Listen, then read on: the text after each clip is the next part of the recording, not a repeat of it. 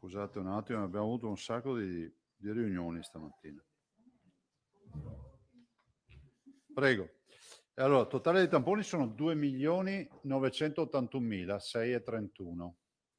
Esattamente, noi abbiamo fatto nelle ultime 24 ore 24.186 molecolari più 36.413 rapidi. Totale è 60.599. 599 che hanno dato, eccolo qua, hanno dato nelle ultime 24 ore 5.098 positivi per un'incidenza dell'8,41.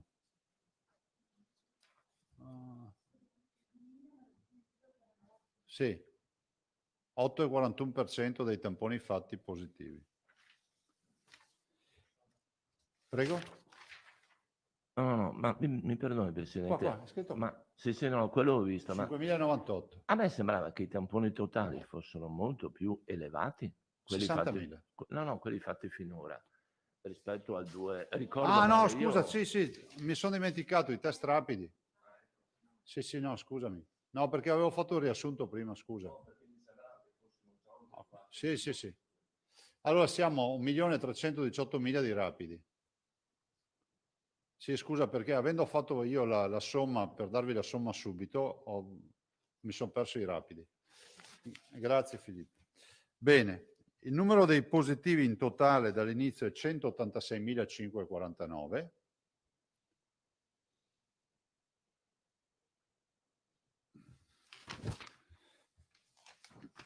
Prima questo è già fatto. Positivi 88.132 in questo momento in Veneto. I ricoverati totali sono 3.224.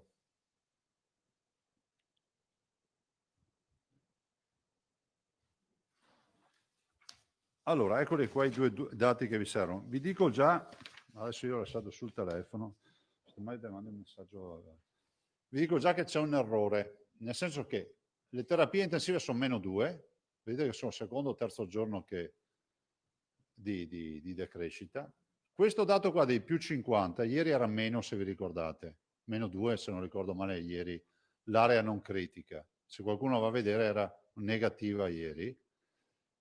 Il dato dei 50 è sbagliato perché ce ne sono forse 20 o 30 caricati oggi ma che non sono di oggi perché si è pallato il sistema informatico a Treviso. Dopo vi daremo con esattezza il dato puro. Quindi sarebbero 70? No, sarebbero 20, penso, 30, non lo so. Cioè il +50 è, diciamo, porta carico non delle ultime 24 ore, ma dal giorno prima. Ecco, se vogliamo leggere un dato positivo, che sono 2 giorni che le terapie intensive non stanno caricando, però non è una tendenza, cioè non è un trend, è il dato di giornata come tutto. E vi ricordo 3.224 totali. Totale dei morti sono 4.766 più 110. Il totale dei dimessi 8.499 più 160 persone in dimissione. Cioè vediamo che abbiamo un paziente che resta di meno rispetto alla prima fase, quindi abbiamo molto turnover. I positivi che rintracciamo con i test sono insomma una mole di positivi che vedete, al di là che la percentuale sia bassa, no? Però facendo tanti tamponi ne viene fuori che comunque positivi se ne trovano. Vuol dire che su 100 persone testate, 8,41, 8 persone e mezzo, brutto da dire, sono positive. Allora guardate, io penso che sia fondamentale dire che i cittadini devono capire che siamo entrati nella fase delle strene natalizie, del Natale. Se non governiamo il processo governa noi. E noi abbiamo assolutamente contezza del fatto che il distanziamento sociale sia la base di tutto. Siamo ancora oggi zona gialla, che mi preoccupa non poco perché comunque non vorrei che qualcuno la vivesse come un gioco a premi, no? E questa non è una sfida, non è che fai la roulette russa con i colori. Zona gialla comunque ricordo che ha delle restrizioni chiare perché qualcuno anche, magari anche qualche osservatore che dà indicazioni, dà consigli per gli acquisti, si dimentica che il DPCM di base delle zone prevede una dotazione di minima per tutte le zone, che è quella del coprifuoco per le 22, a prescindere dal colore della zona, dalle 22 fino alle 5 del mattino, che è quella della chiusura dei bar e ristoranti alle 18, prevista per tutte le zone, che è quella della chiusura dei centri commerciali, prevista per tutte le zone, il fine settimana, che è quella del divieto di assembramento e che inoltre è quella dell'obbligo della mascherina. Allora, voi capite che se il DPCM di base per qualsiasi colore di zona dice questo, l'ulteriore restrizione qual è? È quella di spiegare ai cittadini che non devono ritrovarsi ammassati per le compere piuttosto che in altre questioni. Cioè, capisco che probabilmente c'è qualcuno che ancora non ha capito. Però guardate, noi per carità ci sono anche in mezzo a questa valle di lacrime, perché non si può che pensare che davanti a morti che comunque tutti i giorni ci sono, non solo nella nostra regione, a livello nazionale se andate a vedere, vi do solo il dato nazionale così nessuno si offende, non cito nessuna regione, abbiamo ancora un contingente di morti che è importante. E se poi qualcuno si prende la briga anche di vedere i morti in percentuale sulla popolazione, si vede insomma che ci sono anche delle realtà che magari sfuggono perché il numero assoluto è basso, ma si vede che l'incidenza è alta rispetto alla popolazione. Il vero tema è che noi sappiamo che la coda della mortalità è l'ultima a scendere, la curva della mortalità è l'ultima a scendere, però sappiamo anche che è direttamente correlata al carico in ospedale. Quindi, per carità, il carico in ospedale è pur vero che per ora sembra stia si è rallentato, addirittura 2 giorni di terapie intensive sul negativo ci fa ben sperare. Però è pur vero che ci dobbiamo mettere un po' di impegno. L'impegno è fondamentale. Allora, il lockdown sarebbe una tragedia, perché comunque questo paese non può più affrontare, non è nelle condizioni di affrontare un lockdown. Però è altrettanto vero che se la situazione a livello nazionale e regionale dovesse precipitare, è ovvio che ogni misura va valutata. Non sto proponendo lockdown, che sia chiaro. Sto semplicemente dicendo ai cittadini che se non riusciamo noi a governare il processo, sarà il processo che governa noi.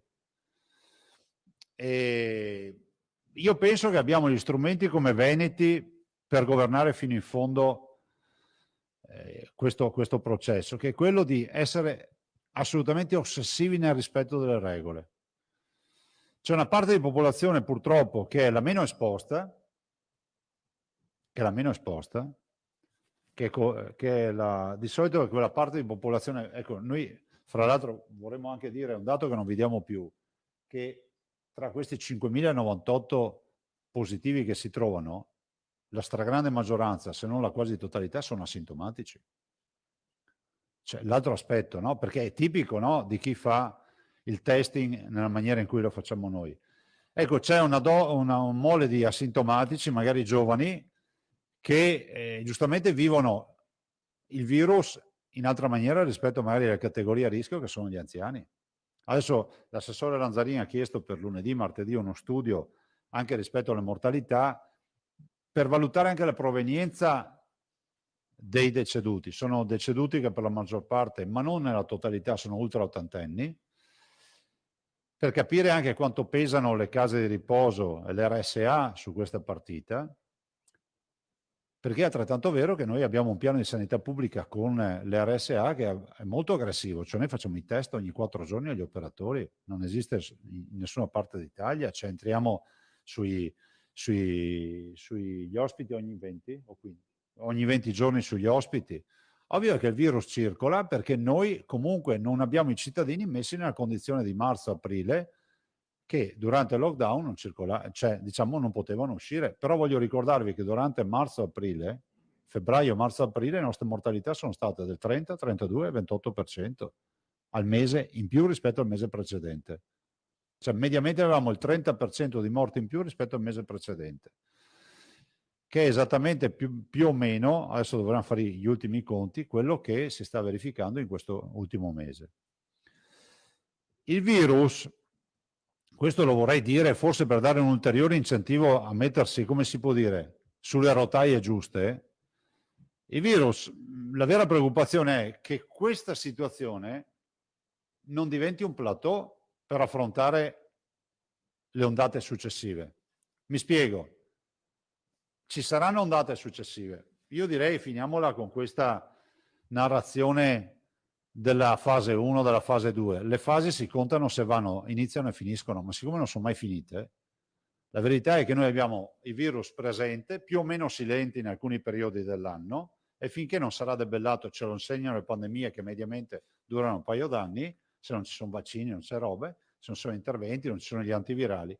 Quindi noi dobbiamo affrontare adesso tutto il periodo, abbiamo 5 mesi davanti, pensate che l'anno scorso abbiamo affrontato a febbraio questo virus, lo dovremo affrontare partendo da una piattaforma che non può essere quella di 3.200 pazienti in ospedale, perché se no vuol dire che mandiamo al collasso la sanità. Quindi prima preoccupazione. Secondo, che questa è una preoccupazione giustamente importante. Secondo aspetto positivo è che le notizie che arrivano, e oggi abbiamo una riunione alle 3 del pomeriggio con i ministri, sembra che dall'Epifania si possa avere il virus, perché la prima roba che faremo, scusatemi, il vaccino, ormai lo vedo da tutte le parti, e la prima cosa che faremo, costo di fare H24, dobbiamo vaccinare assolutamente tutti gli ospiti delle RSA, perché la prima operazione per la messa in sicurezza, la prima roba da fare è quella di entrare nell'RSA e vaccinare gli ospiti, e ovviamente gli operatori, e quindi cercare di mettere subito in protezione, diciamo, il candidato ideale del virus, che è l'ultra ottantenne, magari con comorbidità, che altre patologie, che viene intercettato con facilità dal virus. Per quanto riguarda il testing, vi ricordo che abbiamo un testing anche qui aggressivo come piano di sanità pubblica. Io lo ricordo perché a volte vale la pena di ricordare. Voi sapete, ieri la dottoressa Russo vi ha parlato della lettera. La lettera è stata fatta in maniera costruttiva, cioè nel senso che noi vorremmo avere anche la facoltà di valutare dati a livello nazionale che siano omogenei. Non c'è nessuna indicazione contro qualcuno, ma voi stessi come giornalisti immagino che vi piacerebbe sapere quanti rapidi molecolari fa ogni regione, no? Vi piacerebbe sapere, magari andando un po' più in là, capire come vengono fatti questi tamponi. Da noi, ve lo ripeto, la macchina del testing è una macchina che ormai è super collaudata e entra nell'abitazione del positivo e fa tutti i contatti stretti, vengono tamponati. Cioè, se il signor Mario Rossi, capofamiglia, è positivo, tutti i familiari e i contatti stretti, che so, il collega d'ufficio di lavoro, piuttosto che qualche parente che veda spesso, qualche amico, vengono tamponati. In alcune regioni il contatto stretto non viene tamponato, ma viene messo in quarantena. Capite che allora anche il numero di positivi varia. Quindi non c'è solo una quantità di tamponi, ma c'è anche una qualità di come si fanno i tamponi. Anche perché ci rivolgiamo sempre a un parterre di popolazione che è stata esposta al virus quando andiamo a tamponare. Questi non sono tamponi che, sì, in parte sono anche di screening, perché quando entri nella casa di riposo tra gli operatori sanitari, eccetera, ma gran parte dei nostri tamponi poi vengono fatti anche per la ricerca del virus tra i contatti stretti. E io non aggiungerei altro, lascerei spazio alle domande, così magari oggi vi ruberemo anche meno tempo. Tosato, Zambon, Parisi, Prigioni. Buongiorno Presidente. Ciao. Allora, il Veneto resta in fascia gialla e questo è un sollievo per tutti. Tuttavia, ieri l'Istituto Superiore di Sanità, nel validare la classificazione delle regioni, ha inserito il Veneto tra le regioni a rischio alto. Questa è la definizione.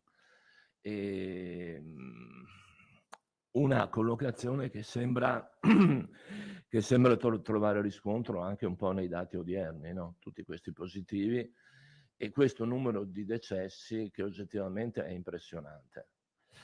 La buona notizia, sulla quale io le chiederei qualche dettaglio in più, perché è veramente una cosa che può dare un po' di ossigeno, un po' di speranza, è questa del vaccino. Ci ha detto che entro l'Epifania potrebbe arrivare fisicamente? Queste sono le parole che ho letto anch'io del Ministro. Oggi avremo la riunione.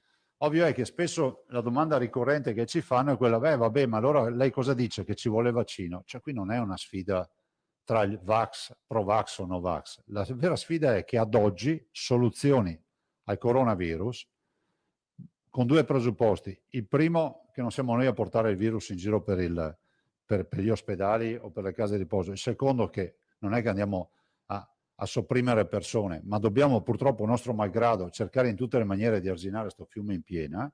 L'unica soluzione ad oggi, non essendoci, dopo vi dico una roba sugli antivirali, e non essendoci cura che ci garantisca al 100%, diciamo, soluzione, l'unica soluzione oggi scientifica è quella della vaccinazione, della produzione, delle stimolare la produzione di anticorpi, creando un'immunità indotta, come si dice, negli individui.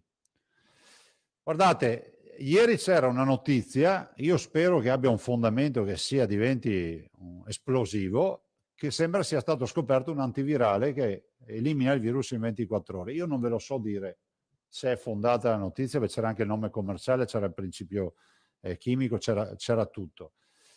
La verificheremo nei prossimi giorni. Vi ricordo che ci sono infezioni, ad esempio quella dell'AIDS, che a tutt'oggi non ha il vaccino, perché il presupposto è che l'antivirale funziona, riesce a garantire una vita assolutamente, diciamo, normale a chi ha avuto l'infezione, per cui magari viene fuori dal cappello che il vaccino passa in secondo piano perché arriverà un antivirale che sarà molto più efficace, ti prendi la pastiglia e guarisci. Non lo so, però ad oggi, ragazzi, l'unica soluzione che abbiamo è il vaccino.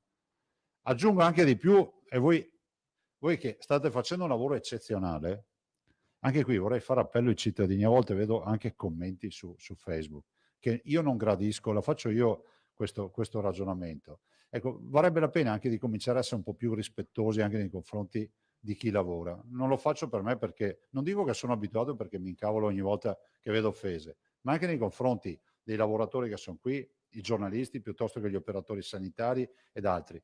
Cioè io capisco che all'università di Facebook si è laureato un sacco di gente, però noi non abbiamo bisogno di questi laureati. Ah bon? Rispetto. Detto questo, allora, il ragionamento qual è?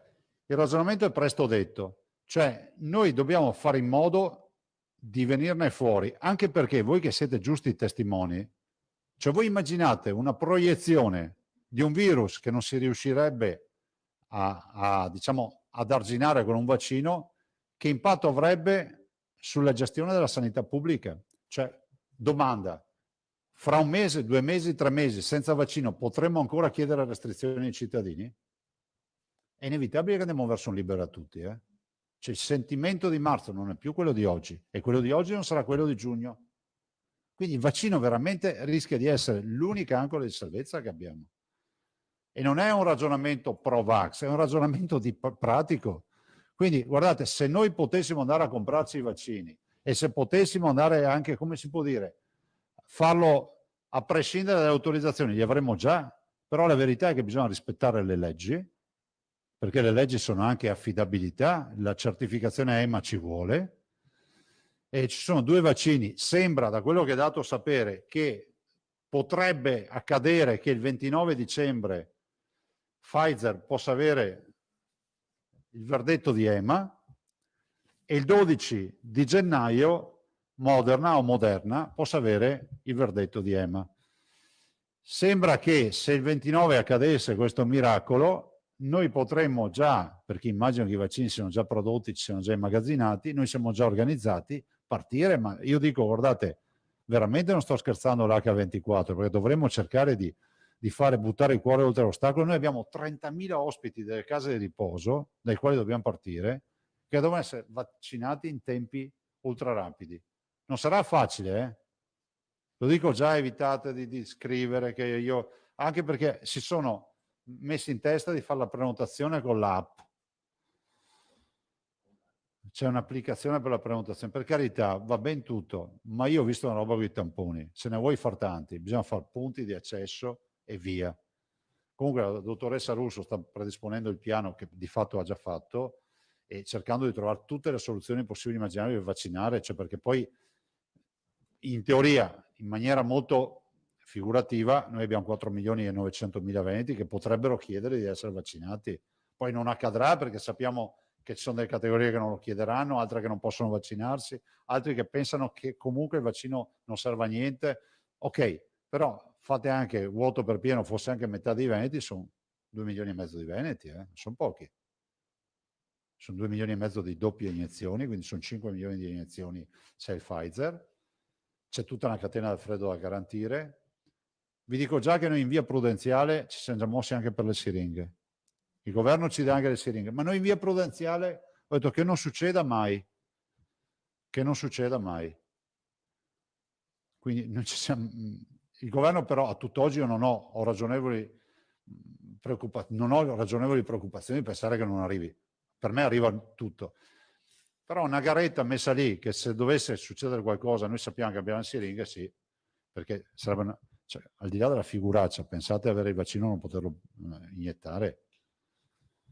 Ma questa indicazione dell'Epifania è un auspicio? Io l'ho sentita, l'ho vista in rassegna stampa e io spero che non sia solo un auspicio, che diventi realtà. Cioè, guardate che c'è la storia del vaccino, è veramente dirimente su sta partita. Filippo? Grazie. Vaccini, visto, immagino che scriviate di vaccini, vorrei ricordare una cosa, i vaccini c'è il Pfizer, il Moderna, c'è il cinese, ricordiamo che i cinesi hanno già vaccinato, perché qualcuno pensa che i cinesi, tanti scrivono, ma i cinesi non hanno più problemi, sì, ma hanno anche iniziato vaccinazioni quando noi ancora ne stavamo parlando. C'è quello russo, lo Sputnik e poi c'è AstraZeneca. C'è un portafoglio oggi di vaccini, sono già 5, che peraltro hanno caratteristiche e modalità, diciamo, concettuali diverse. Per cui veramente ci sarà materiale nel mercato. Ovvio che adesso dobbiamo partire con le vaccinazioni. L'Italia ha scelto Pfizer e Moderna, o Moderna, così è. Zambò, Buongiorno Presidente, ha già risposto in parte alle cose che volevo chiedere. Prego, Aggiungo ciao. solo 2 cose veloci.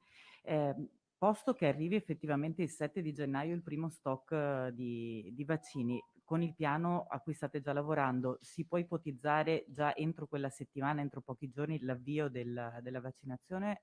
No, subito. Oppure subito, immediatamente? Guardi, l'idea è questa, no l'idea, i presupposti, 3 lotti. Primo trimestre, quindi gennaio-marzo. Secondo trimestre, marzo-giugno. Terzo trimestre, giugno-settembre. Fine vaccinazioni. Questo è il piano che ci siamo dati col governo. Ovvio che nel primo trimestre, che è il primo lotto, i famosi, sono 3 milioni, sì, 340.000. I primi 177.000 sono doppi, insomma, i 100 e i 300, cioè noi li dobbiamo dedicare agli over 80, over 75, quello che sarà, e personale sanitario. Cioè noi dobbiamo mettere in sicurezza il patrimonio più prezioso che abbiamo, cioè il personale sanitario e i nonni.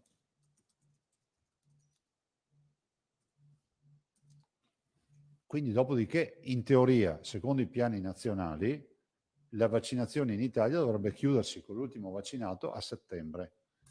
Però a settembre capite che già il secondo trimestre stiamo parlando di categorie non a rischio, stiamo parlando di magari giovani che vogliono farsi il vaccino, ma quelli a rischio comunque riusciamo a intercettarli nel primo trimestre. E se fossero stati vaccinati 6 mesi fa, non ci darebbero questi dati di oggi. Tornerei per l'ultima cosa proprio sulle RSA. Lei diceva che si sta ragionando su uno studio per capire la mortalità e l'andamento che ha in questo periodo. Io vado a memoria, mi pare che durante la prima fase, quindi i primi mesi, nonostante non fosse ancora stato messo in atto il piano molto più stringente che ci ha spiegato ieri la dottoressa Russo per le RSA, mi pare che però la percentuale di mortalità nelle case di riposo sia molto più alta adesso. Mi sbaglio? Non te lo so dire, io ti posso parlare di mortalità assoluta, avevamo, vi ho detto, 30, 32, 28% rispetto al mese precedente, febbraio, marzo e aprile. Rispetto all'aprile del 2019 e marzo del 2019. Per vedere la mortalità degli ospiti dell'RSA morti presso l'RSA o in ospedale, dobbiamo fare un'elaborazione dei dati, ne abbiamo parlato anche stamattina. C'è da dire una cosa, c'è una caratteristica sull'RSA che è cambiata, forse molti non se ne sono accorti. Prima avevamo il 25%, 20% di RSA che erano diventate un lazzaretto, vi ricordate che dicevamo con almeno il 70% di contagi all'interno, e poi avevamo molte RSA pulite. Oggi invece, più a macchia di leopardo, è strisciante la presenza del virus. Questo però potrebbe avere una giustificazione. Il lockdown che prima c'era oggi non c'è. C'è l'esposizione dell'operatore o del visitatore, perché se diamo come presupposto che gli anziani poveri sono lì, da lì non si muovono, il virus può solo entrare dalla porta dell'RSA o no? Non sto accusando nessuno. Se avessi un nonno io in RSA mi facessero entrare per far visita e magari non hanno la stanza degli abbracci, magari rischio di portarcelo io. Allora, il fatto che il lockdown non ci sia più, quindi operatori, governance, dirigenza, chiunque entra nell'RSA non abbia comunque una vita contingentata dalle restrizioni, si trasforma la roba che avevamo prima poco diffusa oggi in una diffusione, diciamo, più latente, dove becchiamo positivi in maniera diffusa. Grazie. Prego. Parisi e prigioni. Ma vorrei dire no, sulla fase di testing, scusate, no, visto che si parla di RSA, vorrei ricordare che noi non siamo innamorati di nessun metodo di testing. Cioè, la verità è che noi siamo passati dai tamponi molecolari, capacità produttiva oltre la quale non si riesce ad andare, cioè nel senso che poi pensate solo che noi siamo riusciti con 3 turni, con la macchina di Padova, non abbiamo mai superato i 7.500 tamponi. Abbiamo comprato una stessa macchina per Verona, abbiamo ristrutturato il sistema nelle terapie, nelle microbiologie del Veneto per fare molecolari. Cioè, vi ricordo che il rapido fino a maggio non se ne parlava neanche, nel senso che noi siamo andati avanti sempre a molecolari. Il 21 febbraio, scusatemi, il 21 marzo noi facevamo 2100 molecolari. Abbiamo chiuso la prima, quella definita prima fase, con 13-14 mila molecolari al giorno, mettendo in rete tutte le realtà. Nessuno lo scrive mai, ma Verona ha comprato la stessa macchina di Padova, o meglio ha comprato, l'abbiamo acquistata. Dopodiché sono arrivati i tamponi rapidi. Il tampone rapido ha invaso, diciamo, le sanità, ma non solo quelle italiane, non solo le regioni italiane, ma a livello internazionale, perché è ovvio che nello screening la rete per pescare che utilizzi è una rete gigantesca rispetto al tema del molecolare, prevede il prelievo, il trasporto, arrivare tutto un tema di conservazione sul quale anche si dibatte, perché ha delle indicazioni anche per le temperature di conservazione. Il rapido, vorrei ricordarvi che oggi si utilizza, a parte che si utilizza un po' dappertutto, ogni tanto vedo dibattito, ma vorrei ricordare che l'utilizzo che ne fa la regione o le regioni italiane è quello sancito dal governo, dal Ministero della Salute. Cioè, non vorrei che qualcuno pensasse che ci sono divagazioni sul tema.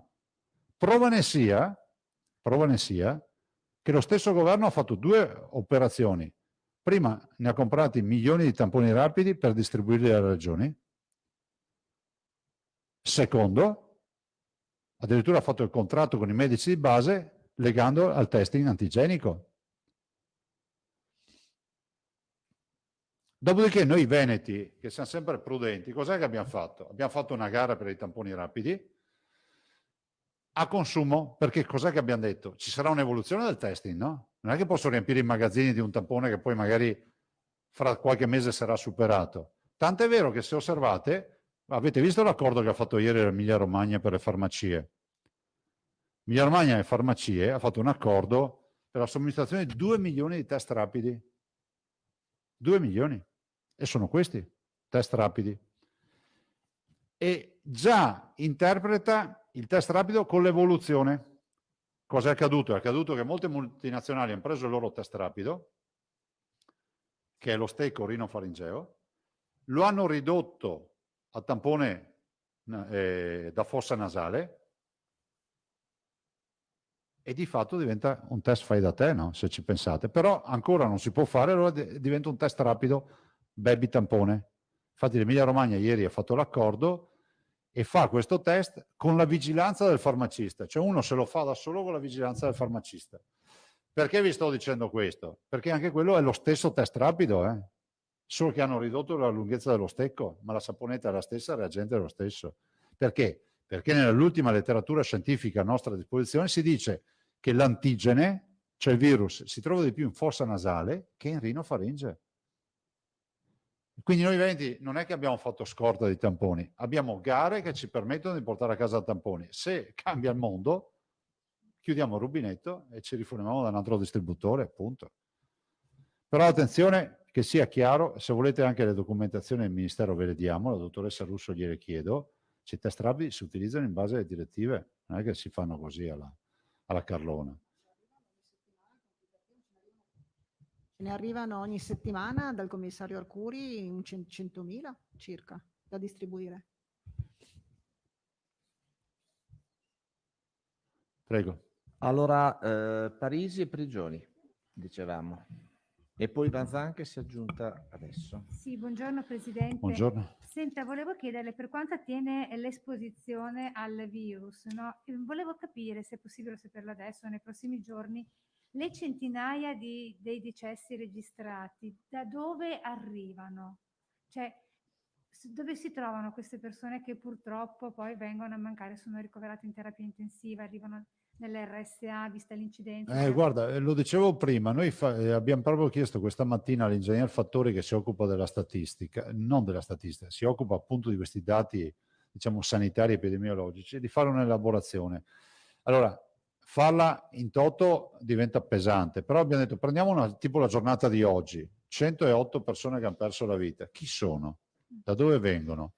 Che storia sanitaria hanno in ospedale? Un focus di una giornata, diciamo, importante come può essere questa di oggi o di altri giorni, in maniera tale da vedere dei dati.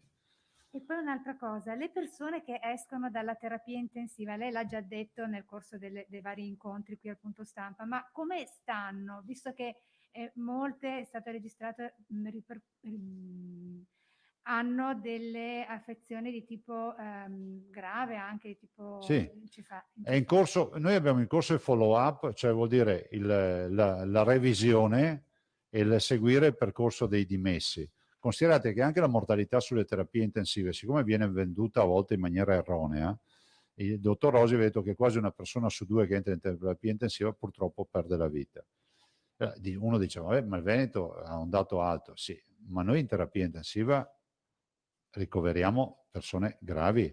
Ci sono delle realtà regionali che non hanno le subintensive e quindi mettono anche persone in terapia intensiva col casco, cioè mettono, diciamo, pazienti da semi-intensiva li mettono in intensiva, il che vuol dire che il paziente in semi-intensiva in teoria non è in pericolo di vita e quindi viene dimesso. Quindi il calcolo della mortalità delle intensive, anche questo è un calcolo che va visto con i numeri giusti, perché noi in intensiva abbiamo una parte prima di subintensive che filtra moltissimo. Chi arriva all'intensiva è perché ha bisogno di macchine. Sì, perché ci sono persone che appunto registrano gravi danni anche all'encefalite, insomma, encefalici, no? Ma guardate, diciamolo ai cittadini, grazie per questa domanda. Io dico che dal Covid in intensiva si può anche restare vivi, ma non solo in intensiva, però con qualche guaio, encefaliti, insufficienze renali, cioè si va in dialisi. Abbiamo avuto anche casi di problemi spinali e quindi di persone che non camminano più, cardiopatie, insufficienze respiratorie croniche, cioè, tanto per dare un'immagine di che cos'è questo virus. Quindi diciamo che è una corsa ad ostacoli che magari salti il primo agevolmente, ma poi ti ritrovi il secondo dove ci batti un po' dentro con un ginocchio e il terzo ti tira giù. Quindi ho l'impressione che molti vedano il primo ostacolo è basso, dico ma sì, io salto, non c'è problema, sarà mia questo il virus. Ma poi ti aspetta un sacco di robe dopo. L'ultima domanda, per quanto attiene alla partita dei vaccini, ha detto che in via prudenziale ci si è già mossi, il Veneto si è già mosso per le siringhe, per la gara, no? Di che partita stiamo parlando? Stiamo parlando di siringhe, cioè noi qualche milionata in via prudenziale. Attenzione che è una gara a consumo, se dovessero servirci sappiamo che ce l'abbiamo. Se dovessero, ma il governo, ripeto, che non venga venduta come una roba, il Veneto fa da sé, assolutamente no, noi siamo collaborativi, solidali, la vaccinazione si fa con la gestione di una regia nazionale. Però sì, io ho l'ansia che manchi qualcosa, no? Siccome questo è un paese in cui un giorno manca il martello, un giorno manca il chiodo, cerchiamo di avere il martello e il chiodo. Grazie. Prego. Prigioni e Lanza. Buongiorno a tutti, buongiorno Presidente. A che punto Ciao. è la sperimentazione in Italia degli anticorpi monoclonali? Che notizie si hanno? Allora, gli anticorpi monoclonali ci dicono che negli studi a livello internazionale funzionano bene nella prima fase della malattia, non hanno dato grandi risultati nel malato grave. 2. Sembra che con l'inizio dell'anno ci sia la possibilità di vederne l'introduzione per uno studio multicentrico, dove il Veneto ovviamente sarà coinvolto. 3. Sono costosi, però sembra che comunque siano efficaci.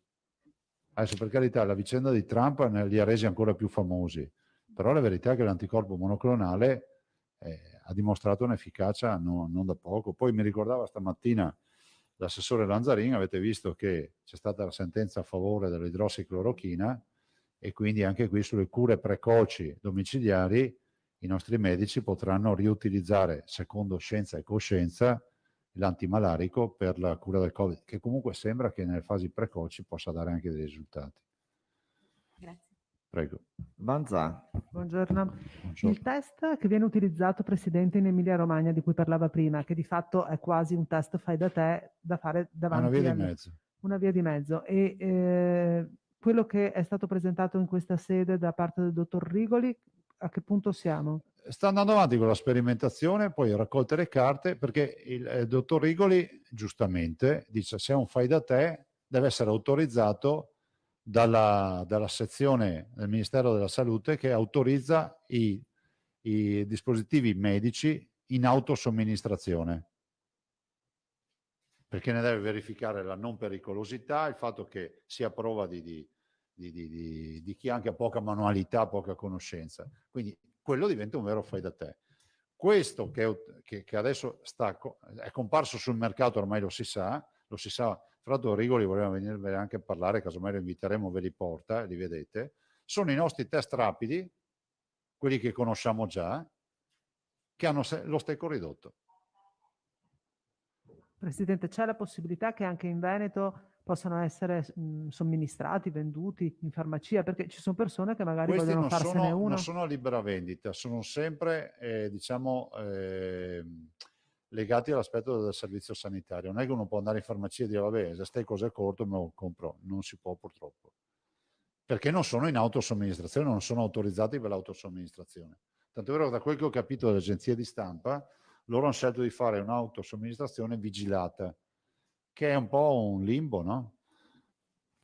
Però, insomma, tutto quello non strozza in grassa sul coronavirus. Io la vedo così, nel senso che più facciamo test, controlli, iniziative, più riusciamo a mettere a salvaguardia. Quindi potremmo averli anche noi in Veneto?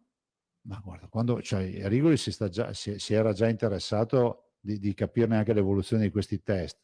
Ovviamente noi facciamo già tanti test, questo è bene ricordarlo, cioè noi facciamo 60.000 test al giorno, è probabile, e penso che non sia neanche tanto in là, che il rapido venga sostituito da questa evoluzione, questo sì. Perché poi ci sono questi studi sulla fossa nasale che dicono che c'è più antigene e quindi diventa anche forse più vantaggioso. Un'altra domanda, Presidente. Tempo fa voi avevate parlato, ne aveva parlato lei in questa sede, di una lettera di alcuni componenti del CTS, del nostro Comitato Tecnico Scientifico, che chiedevano di fare i test rapidi per chi lavorava negli ospedali a rischio non più ogni 7-8 giorni, ma ogni 4. Ieri lei diceva li faremo ogni 4. In quell'occasione aveva detto, che sai questa roba in quell'occasione avevate detto, vabbè, il comitato, il presidente del comitato, il coordinatore manderà la vicenda a Roma e sarà a Roma a dirci se va fatto così o in un altro modo. Guarda, avete avuto risposta? Perché guarda, di fatto no. ogni 4 giorni è quello che chiedevano i No, medici. guarda, sinceramente la dottoressa Russo che ha seguito, so che ha fatto un incontro anche assieme al dottor Rigoli e assieme agli esponenti del Comitato Tecnico Scientifico, so che ci sono parlati con alcuni esponenti e glielo diciamo lunedì così vi dà un aggiornamento e poi io non, giustamente, cioè, voglio anche ricordare che per carità noi portiamo tutte le croci, però poi non sappiamo come si può dire, ci sono degli aspetti meramente di sanità pubblica e di altro che giustamente sono definizioni che fanno i dirigenti che sono assolutamente gli unici titolati a... Quindi noi diciamo sempre si fa quello che si deve fare, cioè noi non è che diciamo fai sto test e non l'altro, cioè non compete a noi questo. Un'ultima domanda, ultimissima. Stanno arrivando telefonate da parte delle US, dei CUP, dei centri di prenotazione unico, per disdire visite ed esami che erano stati prenotati in precedenza. Ci sono sviluppi rispetto al nostro semaforo giallo, rosso, arancione, oppure siamo fermi ancora alla fase per cui vengono disdette le prestazioni non No, c'è una urgenti? contrazione, Alda, che è graduale di questa dell'offerta sanitaria, perché più pazienti hai, noi abbiamo 17.500 posti letto in Veneto. Ovviamente abbiamo 8.000 posti occupati attualmente da pazienti ovviamente non Covid. Poi qualcuno che fa il matematico, apprendista matematico, dice, beh, no, 8.000 più 3.000, me ne resta ancora 5-6.000 posti, non so quanto, adesso non sto qui a fare il conto. La verità è un'altra. La verità è che i pazienti Covid hanno una necessità di cure intensive paurosa e di assistenza intensiva. Il che vuol dire che bisogna andare a aggredire servizi e reparti non Covid per avere il personale. Pensate che dietro una terapia intensiva ci sono infermieri, ci sono intensivisti, c'è pneumologia, c'è le cure subintensive. Cioè noi stiamo polarizzando gran parte della nostra sanità. Sembra quasi un assurdo. 3.000 pazienti stanno oggi governando la sanità di 17.000 posti letto, di 54.000 dipendenti. E questo è quello che sta. Per questo arrivano disdette, le programmate vengono spostate. Ovviamente l'assessore Lanzarin ha lasciato, e lo dice tutti i giorni, priorità agli oncologici, a tutto quello che sono i traumi, le urgenze. Ovviamente tutto quello che è ritenuto, fra virgolette, cioè dai clinici non estremamente urgente, non so, la cataratta. Ovvio che è un guaio portarsi avanti una cataratta, però non è una questione di pericolo di vita, viene procrastinata. Questo significa, Presidente, che negli ultimi giorni, proprio perché i pazienti sono tanti ricoverati e hanno sì. bisogno di cure incessanti e forti, Si c'è comprime sempre di più. si comprime sempre di più. Quindi alcune prestazioni continuano ad essere più di prima, non disdette, ma riprogrammate. È giustissimo. Sì, giustamente la Sera dice, poi abbiamo anche i positivi all'interno delle strutture, quindi c'è anche il tema della convivenza. Però voi vi ricordate, oltre ai medici che si infettano, altro aspetto, e agli operatori, voi vi ricordate che fin dal primo giorno vi ho detto, se l'appello ai cittadini, se magari tu pensi che il Covid non esista o che comunque non ti possa creare problemi, almeno fatti una ragione per metterti d'impegno e capisci che comunque il Covid non permette di curare altre patologie o dà una contrazione del servizio sanitario. Questa potrebbe essere la motivazione che ci coinvolge tutti, perché magari a casa tua non entra il Covid, ma magari hai un oncologico, hai un politraumatizzato, hai un intervento da fare. Queste sono tutte patologie che purtroppo rischiano veramente una contrazione dei servizi. Cioè noi abbiamo chiuso 10 ospedali per il coronavirus, cioè non uno, 10, in più stiamo aggredendo posti negli ospedali aperti, diciamo, per pazienti non Covid, perché ormai cioè, dire che abbiamo 10 Covid center è sbagliato, perché abbiamo 10 ospedali più reparti sparsi in giro per il Veneto.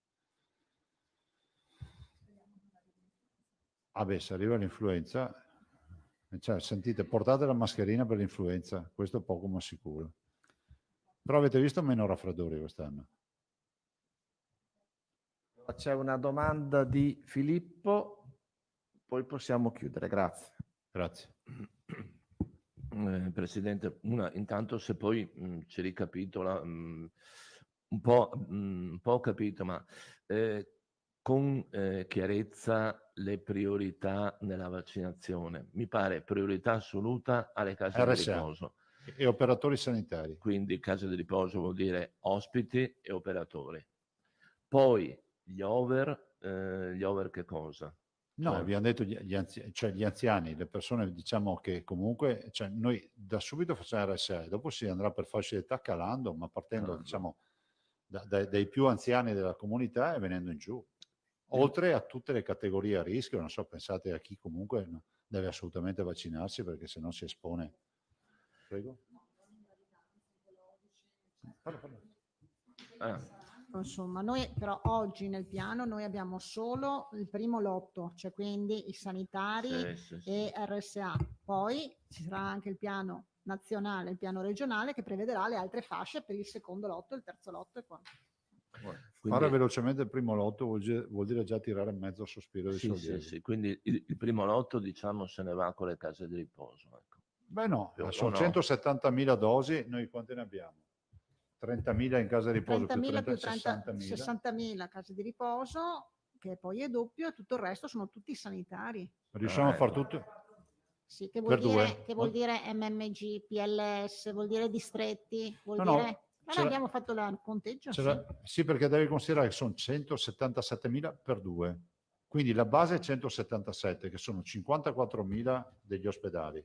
Diciamo, ecco. poi sono 60.000 delle case di riposo, 30.000 più 30.000, 30.000 ospiti e 30.000 operatori. E poi cosa abbiamo? E poi abbiamo tutti i servizi territoriali, disabili, minori, ma rimandiamo la tabellina che era specifica, l'abbiamo mandata la tabellina, quindi era per categoria. Riccardo ve la farà quanti vera. erano? 96.000, mi sembra, erano gli ospedalieri e poi c'erano tutto il resto del territorio. La Che arriva a rimandiamo? 170.000 per due.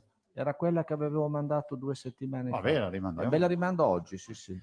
Ecco, però la domanda era questa, siccome ha detto, insomma, le croci le portiamo tutte, quindi la vocazione dei Cirenei ce l'avete. Sulle case di riposo, lì bisogna anche dire la verità, insomma, prima dell'intervento della regione le case di riposo erano veramente un lazzaretto in cui si moriva, ci si contagiava. Si è cominciato a vedere un po' di luce quando c'è stato l'intervento massiccio della regione con i testing, con un'autorità sanitaria indipendente, eccetera, eccetera. Avete valutato, ve lo chiedo perché da rappresentanti degli infermieri stanno esprimendo un po' forse questa sollecitazione, questa valutazione. Avete valutato l'idea, gliela metto così, insomma, di subentrare nell'assunzione diretta degli infermieri e delle case di riposo?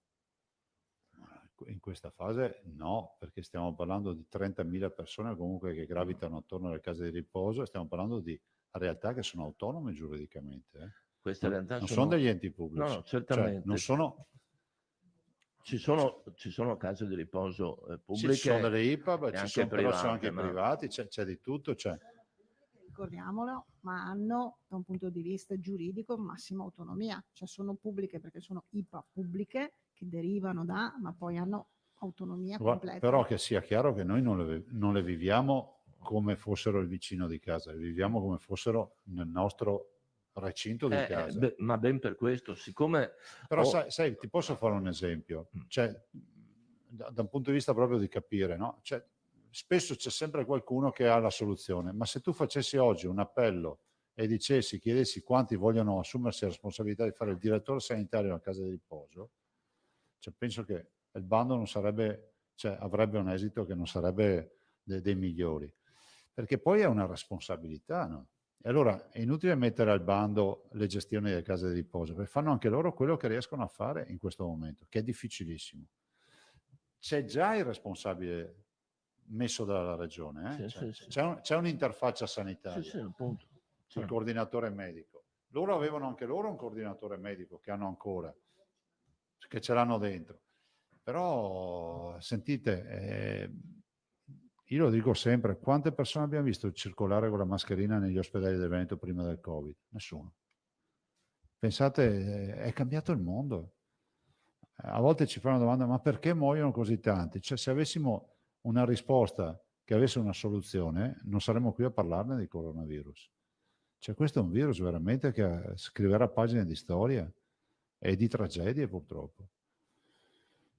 A me sembra, come si può dire, perdonatemi, è sabato, mi rendo conto, però a me sembra anche coerente da parte nostra che nel bene o nel male ci siamo tutti i giorni, perché è giusto parlare ai veneti. I veneti però devono ascoltare questi appelli, perché sennò non ne veniamo più fuori, perché la strada è ancora lunga prima di arrivare a giugno. Presidente, l'incontro di oggi alle 15 con il Ministro, esattamente avete l'ordine del giorno? Piano vaccinale. Vaccini? Sì. E quindi entrerete nel Tutto dettaglio? vaccino, sì, sì. Ci sentiamo dopo, quindi ci fa sapere che cosa viene fuori. Ma vi possiamo già dare, diamogli il piano, Carlo. Sì, vi diamo il piano presentato l'altra volta, che è quella la base, se vi interessa fare un focus nei vostri articoli, nei vostri servizi. Vi diamo, è una brochure che proprio con le slide si capisce tutta la filosofia del piano. Più che altro la conferma della data sarebbe... Ma la data, ragazzi, importante. oggi la sentiamo, ve la confermiamo poi. Ecco. Perfetto. Temo che come sempre usciranno copiose agenzie. Vabbè, insomma, siamo qua. Diciamo. Siamo qua a disposizione, insomma. Cioè voi qui giocate un ruolo, l'avete sempre giocato, qui secondo me secondo me, scusatemi, ancora più strategico. Cioè potete essere gli artefici di questo nuovo rinascimento sanitario se riusciamo a fare una vaccinazione che funziona, che sia immediata, veloce. Quindi più informazioni diamo, più contenti siamo. Bene, buona domenica. Grazie. E buon lavoro, ragazzi.